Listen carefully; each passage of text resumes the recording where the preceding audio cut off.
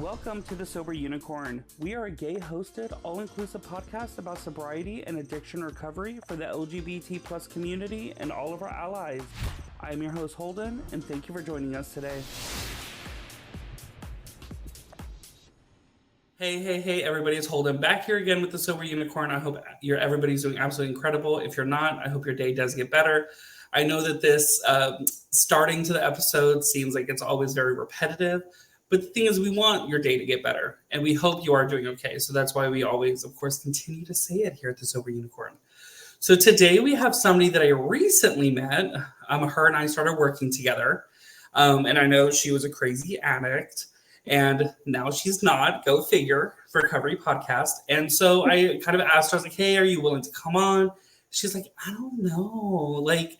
And I was like, no, you have to. So I told other coworkers that have came on, I'm like, tell her that it's not that bad. And so she finally agreed to come on. So, well, hello, Kiana. Welcome. Yes. Hello, Holden. Hi, everyone. How are you doing? I am good. I'm good today. My mom's in town. She's, visiting me down here in Florida from Wisconsin. We, went to the pool. We're in the sun. So it's been a good day. Did she bring you any cheese? No cheese. It doesn't hold well on the plane. Even Ziploc, airtight? I guess maybe if she had the freezer cooler bags or whatever. Yeah. When she drives down, because she usually doesn't fly, so when she drives down, she'll usually bring me a bunch of goodies. So is Wisconsin still to this day known for the types of cheeses it produces? Why is Wisconsin so cheese centric? I don't know where it originated from, but we definitely have the best squeaky cheese and the best cheese curds, and it's the staple for most of the restaurants to have either cheese curds or the state fair. They have cheese, the homemade cheese curds, and they are the best. So I used to, when I lived in Texas, I went to Long John Silver's. I don't know if anybody else has those because they're few and far between, but they're fucking cheese curds. I would have major bubble guts, stomach aches, everything afterwards. But I was like, no, I have to eat the cheese curd. Oh yeah, you need them. But I think as a Wisconsinite, you kind of adapt to that so that your stomach doesn't get fucked up because it's everywhere.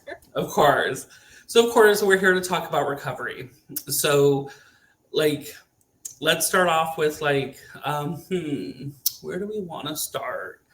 So let's start with the most difficult thing. Let's get that out of the way. So what do you think has been the most difficult part about recovery beyond the actual detox itself?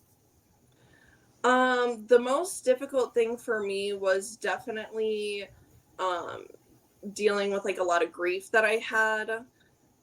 My brother had passed away shortly after the first time I tried getting sober.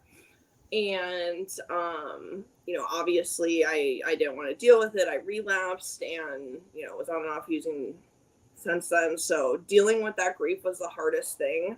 I went through a lot of therapy to work through it. And eventually I was able to come to, the acceptance phase. And that was really what I think saved me.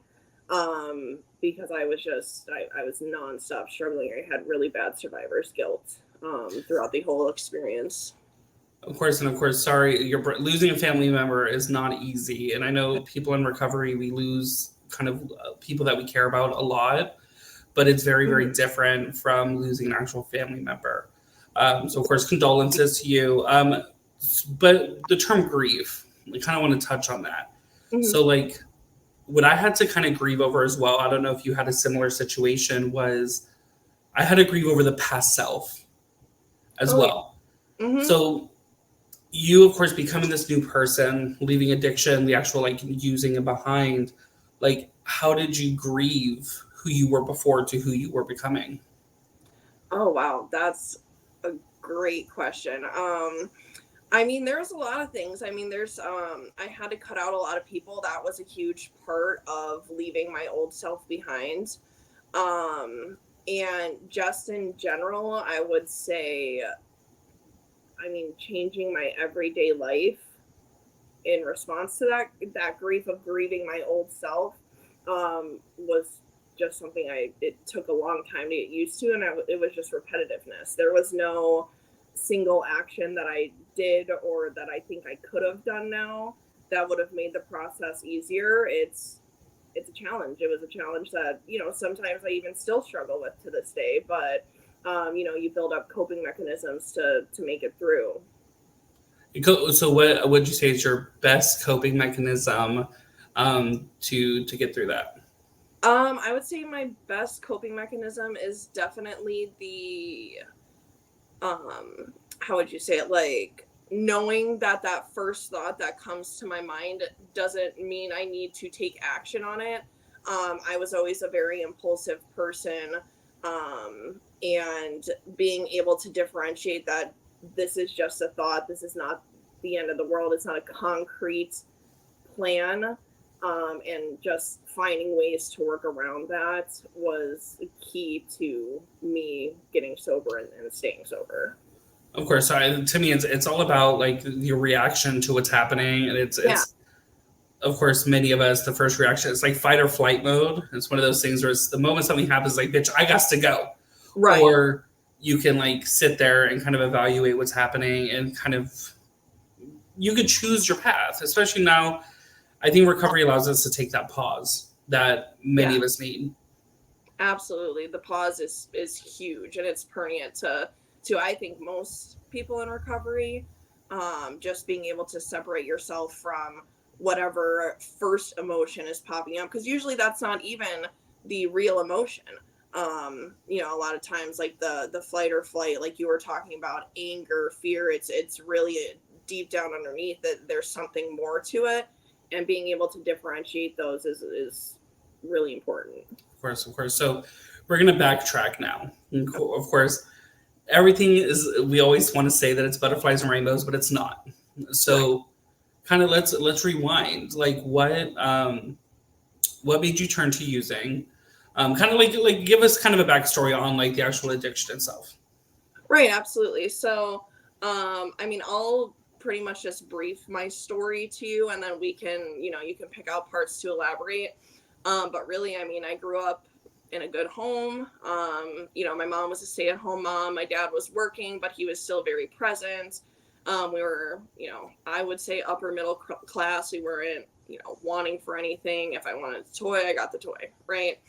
But I also at the same time was taught that I do have to work for things in life. Things don't just get handed to me, which I think is a, key principle that I'm glad my parents instilled in me. And, when I was about 12 years old, that's when I started really dealing with some insecurities about myself. I could not tell you exactly what initially brought that on. But I think it was just, of course, mental illness plays a part. Dual diagnosis is a big thing. It's, mental health is related to addiction. Addiction is related to mental health. So I think that's just when a lot of the insecurities, anxiety started popping up in my life. I then very shortly after got into a relationship with a guy that was in my grade. It turned out he was actually almost 2 years older. He was held back. So there was a lot of just like lying, manipulation, abuse. Eventually it turned into that later on in the relationship. And, with the abuse came isolation from my family, friends, anyone else that wanted to be in my life or that I wanted to be in my life at the time. I finally, got the courage to break that off when I was, I think, like 16 years old. And shortly after that was when the real like self-medicating started coming into place. I didn't know how to deal with what was going on just internally with the, like I said, the the anxiety and self-confidence issues and whatnot. And then outside of that, with all the manipulation, I was in a bad place.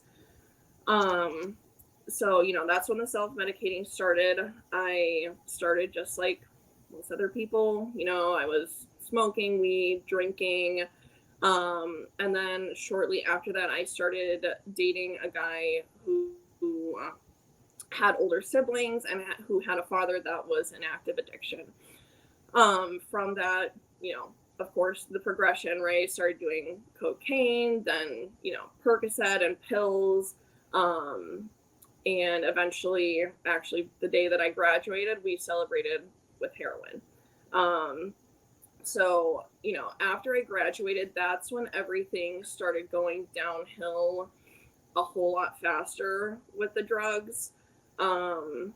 I was somehow still able to hold a job, but I was, providing the income for it was actually four of us. So it was me, my boyfriend, his brother, and then his father.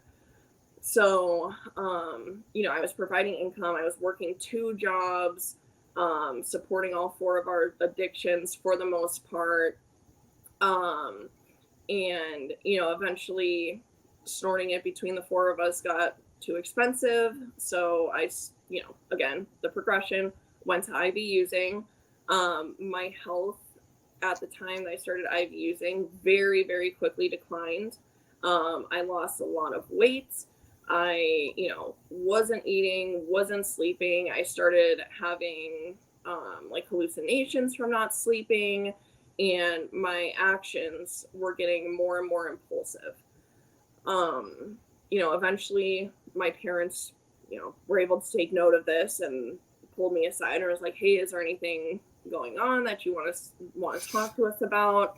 Of course, being an active addiction, no, everything's fine. I don't know what you're talking about. How dare you even ask me these questions? Um, and at that point my parents were divorced and they did not talk to each other. So one day my dad pulled up to my mom's house when I was over there visiting, and I thought, oh no, like the jig is up because they're uniting to come together for me. So that day they sat me down. They said, "Listen, we know something's wrong. We can see your bank account still. We know that you are working two jobs with 60 hours a week and there's no money. It's immediately being taken out and spent. Your car has gone to shit. You look terrible. Like, just tell us, we want to help you. We think we know what it is, but just tell us, we want to help you." And for them to come together for me, it meant a lot. It made me very emotional, and that was when I ended up fessing up that I do have a drug problem. um we were all new to the sobriety treatment centers and everything, so they ended up sending me to just like a dual diagnosis, more so like a psych unit, because that was Mhm. all that was available in Wisconsin in our area. I did a quick detox there, got onto Suboxone at 24 milligrams, and they shipped me out to California to live with my family for a little bit. So I lived out in California. Things were going okay. I mean, I was on Suboxone at the time, so it wasn't like great, but I wasn't using off the street, which was, at the time my justification. I, stayed there for a couple of months. I was welcomed home eventually, and I am so glad that I was welcomed home at that point, because I was living back with my mom for about, I think it was maybe 3 months before my brother, he passed away from sudden cardiac arrest. So he had a heart condition that we weren't aware of. So he passed away. Unfortunately, at the time, my response was to start using again, which, if we're going to talk about the progression of things, that in the end brought on a lot of guilt on my part, because I couldn't be there for my family because I was, using and just not present whatsoever at that point. So after that, I went on about a 2 month run. Um, Again, same thing, right? Picked up where I left off. I'd be using any weight that I gained, I had lost again, sickly, my nose is stuffy, blah, blah, blah, blah, blah, all the symptoms. and I get shipped down to Florida eventually. Good old Florida. Oh yeah, a little South Florida shuffle. So I get down to Florida. I go to Holistics in Lake Worth, and was actually doing pretty good. I tried to come off of Suboxone. I did not sleep for 2 weeks, so I ended up settling at 2 milligrams, just in the morning to, I guess, feel okay. Um, and I made it through detox, residential, went on to PHP and IOP. And then I met a guy who was very much, had been in Florida for a while in the treatment game. And we started hanging out. And yeah, from there, it just off and running again. I, was homeless. I had a car at one point, and that got taken away. My mom and dad flew down here to a hotel that I was staying at. And when I tried to run, my mom ran and jumped on the car's hood and wouldn't let me leave and all this crazy stuff. It was a big scene. So, they ended up taking the car. They Marchman acted me because I was, in fact, a threat to myself. And could not make conscious decisions on my own. Obviously, at the time, how dare you? This is bullshit. All the excuses. I'm fine. Don't worry about me. Obviously, they did. So they brought me to a private facility somewhere up in West Palm Beach. I think I stayed for maybe 6 hours, and then I hopped the fence and ran off. So, with nothing, no phone, nothing. So I just ran off.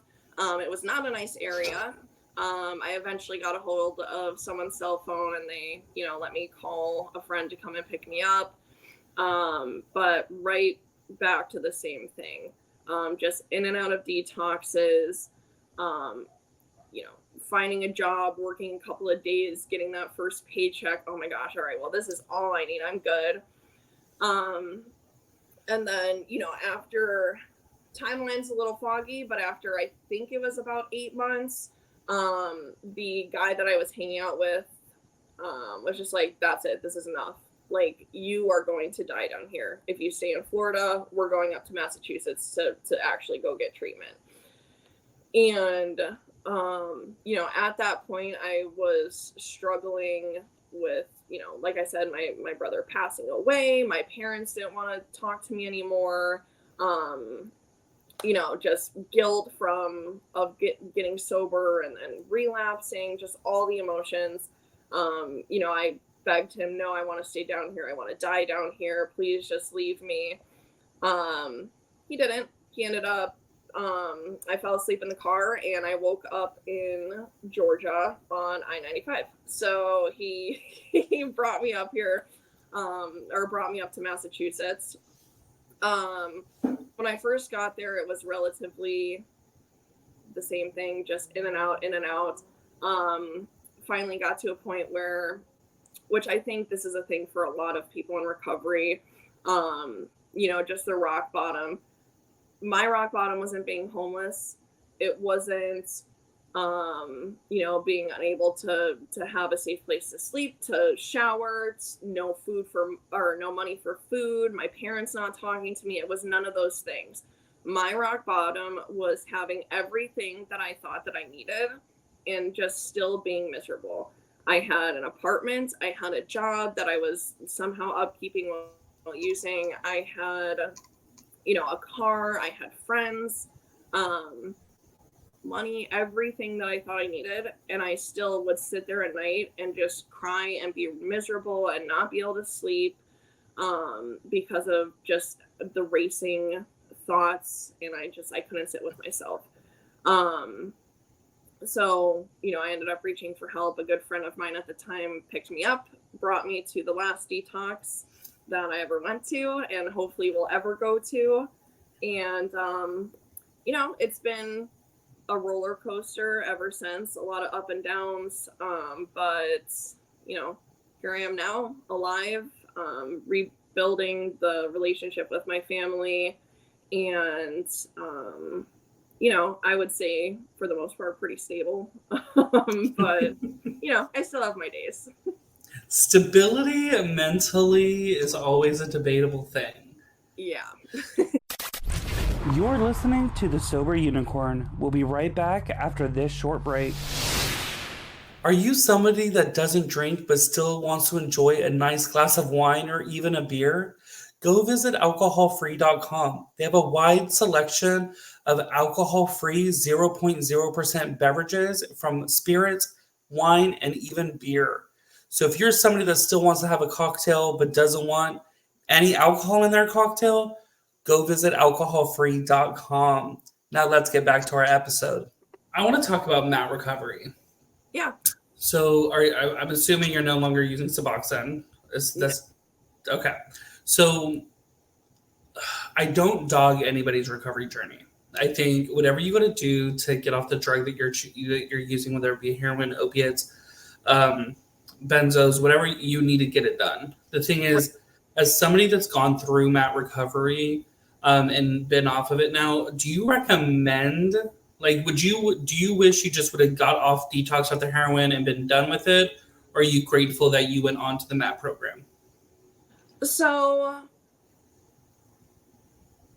that's tricky because I think that everyone's, like you said, everyone's recovery journey. Some people, MAT is like very successful for them.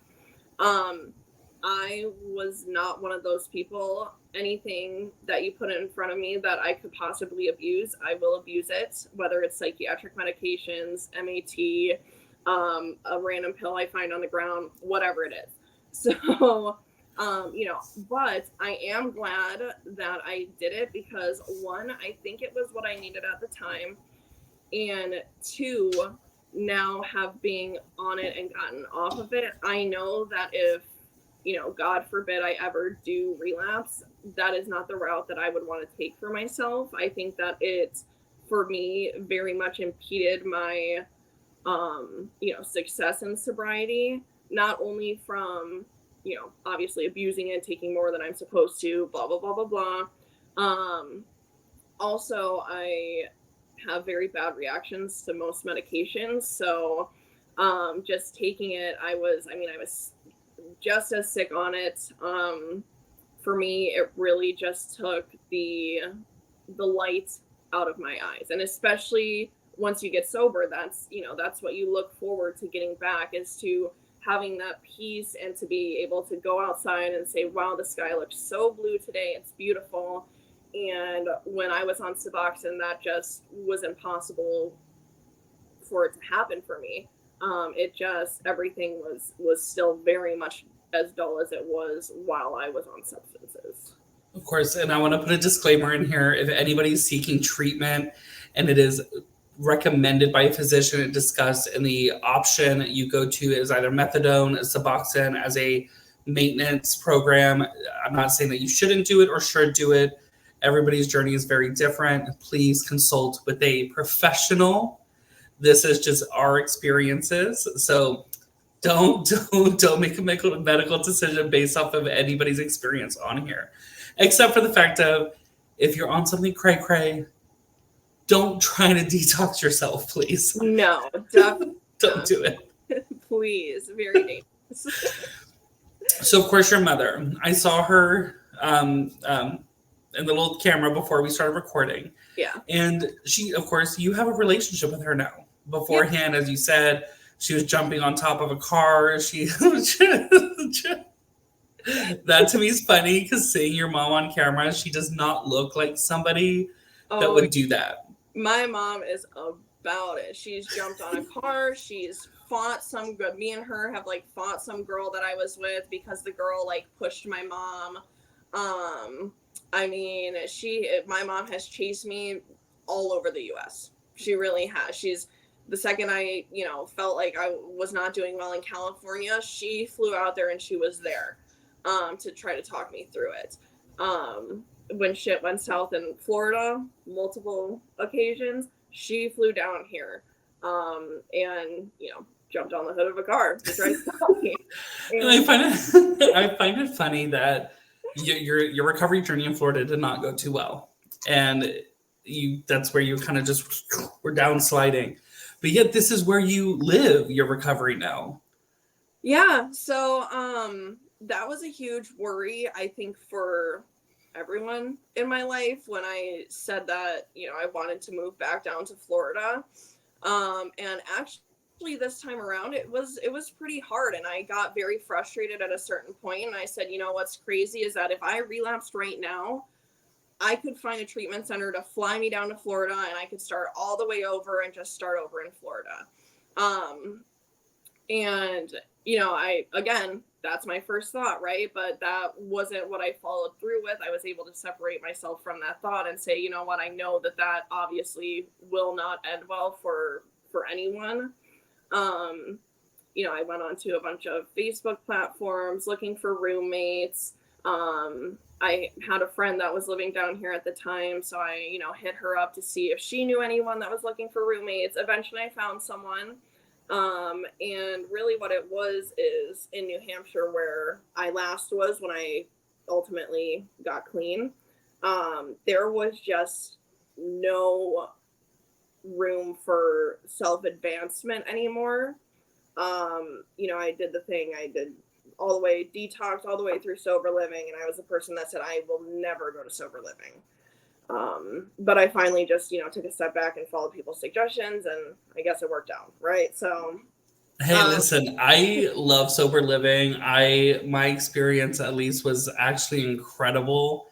And I contribute a lot of my success to seeking out sober living and having a manager, yes, held us accountable, but didn't press us down. There was structure, but not so much structure. You felt like you were in prison.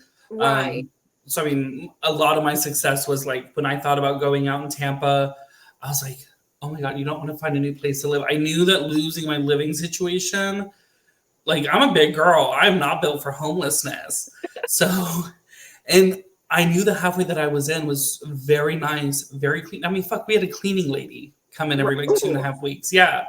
So I was like, bitch, you are not going to no cheap ass. I mean, it was cheap, but anyways, no ghetto ass halfway. Right. So you can't lose what you have. So talking about your mom, of course. Yeah. How was it kind of rebuilding?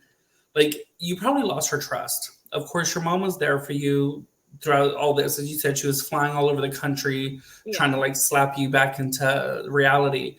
How was it mending that relationship to the point where she actually believed this time that you were going to stay clean? I mean, to be honest, I don't think that anyone really did believe that at this time I was going to get clean and stay clean.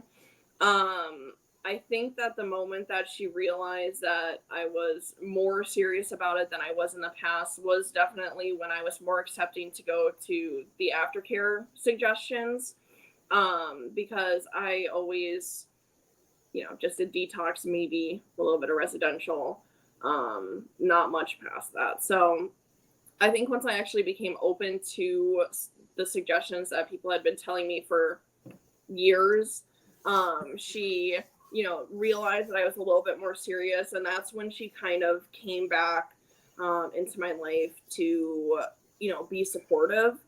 There were plenty of times where, once I eventually did move out after about 9 months of sober living, I would ask her for money to help with groceries, because then I, was on my own and I'm working a job for $12 an hour.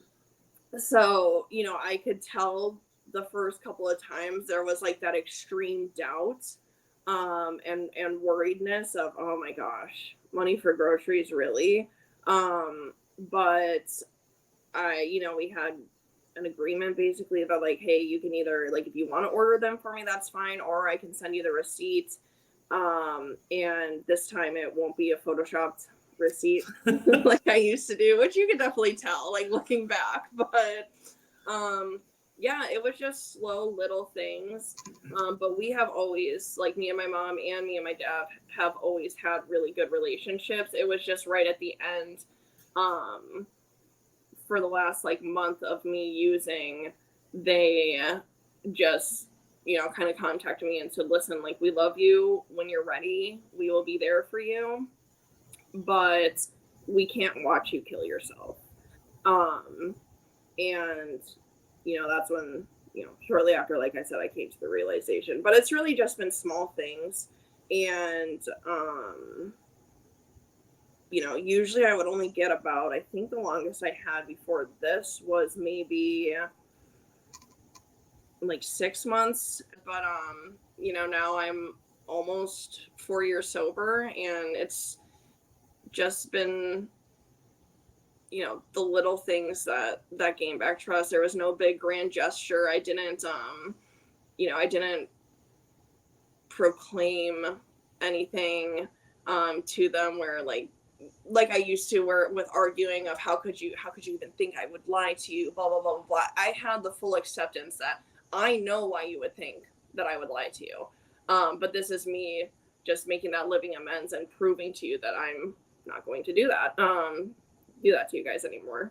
Of course, of course. So, of course, you suck out a 12-step program, if I'm not mistaken. Yeah. Okay, so I know that there's a lot of people that are very like anti 12 steppers or pro 12 steppers. So, out of the 12-step program, like, what do you think the program encompassed the most that has worked for you? Like, rather than just trying to like white knuckle it or seek out like CBT and stuff like that. Right. I mean, really, to me, what I gained the most from any meeting, any 12, I used to go to AA meetings. I went to a couple of NA meetings. Meetings are very different up in New Hampshire than they are in Florida. Um, but, I went to refuge recovery meetings, which I think they changed it to Dharma recovery now. But Okay. yeah, so I've been smart recovery. I've tried going to all of them just to see what works for me. And really what it was the connection with the people around me. And you do, I think, have to be kind of picky and choosy with who you're connecting with in early sobriety.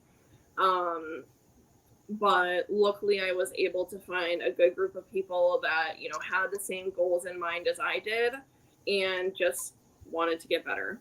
So that was really what I took from 12 step. I'm not completely against it. I'm not completely for it. I've had some people tell me that, if I don't do the 12 steps and if I don't find God, I'll never get sober. Um, you know, I'm I can't roll spiritual. my R. I can't roll my eyes hard enough. Yeah, so I mean, I,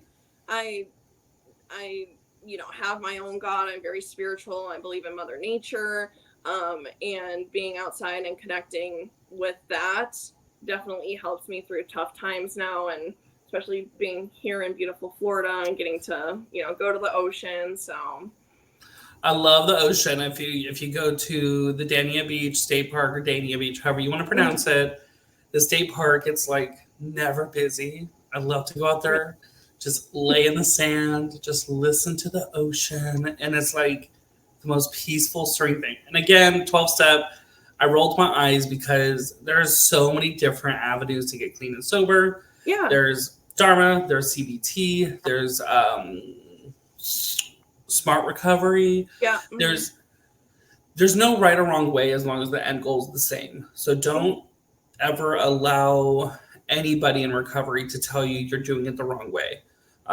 Your way, whatever way you got to do it, is the fucking right way. As long as you get to a better point in your life and you're not fucking shooting up dope or smoking dope or shoving it up your ass. So don't parachute it. So of course, before we like kind of end the episode, like what is something that you haven't stated that you would like to tell everybody? um. I think that just my general advice to anyone that is looking to come into recovery and to find sobriety is that just find what resonates with you and run with it. Whether that be like me and Holden were just talking about the 12 steps, not 12 steps, whether it be therapy, um, connecting with the community, just you have to find the way that works for you so that you can stay sober. It's hard, it's challenging, but it does get better. It really does. Well, actually, there's one more thing I want to touch on. Forgot. Oh, I'm all over the place today. So of course you talked about mental health, that it was kind of like a lot of self-medicating, and that you were struggling with mental health as well. Mhm. Like, for yourself, how important is it to focus on mental health as well as actual not doing drugs anymore? 100%. It is one of the most important things. I have tried a lot of medications throughout my days. Like I said, I have like bad reactions to medications for some reason. So, currently I don't take any actual medications. But I am just constantly throughout the day having to just use the coping mechanisms that I have learned throughout my time in treatment to, with any anxiety or, there's still days that I get up and I don't want to. I rather just lay in bed, not get ready. But like, girl, I got shit to do. Like, everyone does. And it's okay to take a day off every once in a while, but like, taking care of your mental health is so important. A lot of times, whether it be, you have mental health issues and that's what turns you to addiction, or if you started with having addiction issues, and that's what led to the mental health. They coincide, they always will. And, talk therapy, that was what was most helpful for me to get through that. And I still do see a therapist. So. And the thing is, people focus on, when it comes to like recovery and sobriety or clean time, whatever you want to use, that the main focus is not doing the drug. Yeah. We can't fully focus on that. We got to also focus on taking care of ourselves.